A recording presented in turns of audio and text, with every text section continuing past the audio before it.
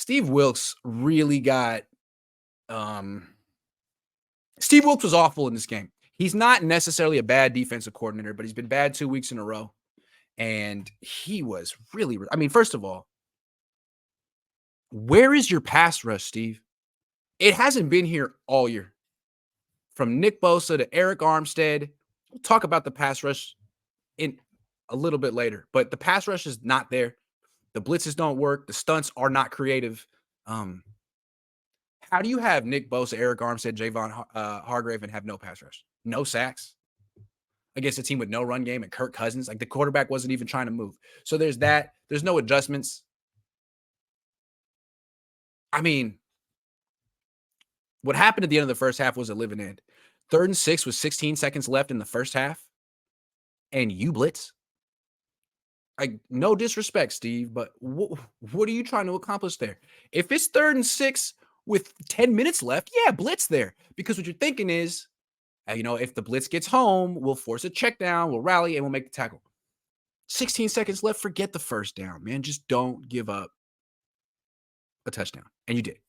60, they weren't even in field goal range. There were 60 yards, and you blitzed. Troy Aikman went to town on you for that.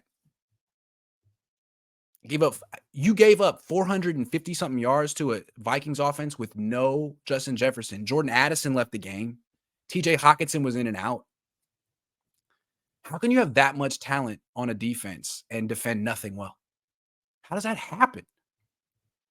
And remember, the Niners could have had Vic Fangio, theoretically, but they didn't want to let him make changes to the defense. God forbid, because it's so good the way it is. So Fangio went to Miami, and Wilks comes here to run someone else's defense, this wide 9 thing that he's never done. He has no ownership of. And so when this doesn't work and Kyle Shanahan gets mad at him after the game or the next day, Steve's like, well, I mean, I'm just running what you told me to run. I'm just doing what you told me to do. Like, you wouldn't let me do it my way. I have to do it this way.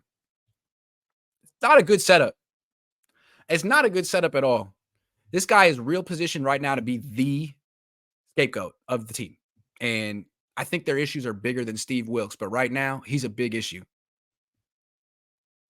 They never should have gave up that touchdown at the end of the first half. And if you think about it, that was the difference in the game.